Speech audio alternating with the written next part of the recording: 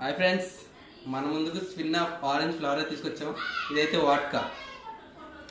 ఇది ఎలా ఉందో ఏంటో చెప్పేసి వస్తాను.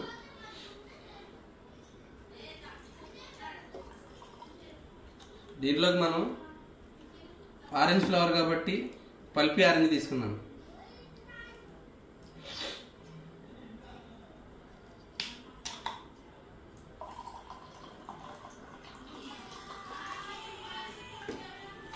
పల్పి ఆరెంజ్, వాటర్,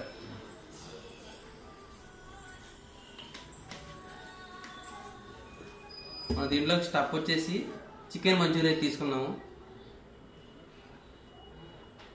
చేసి ఫ్రెండ్స్,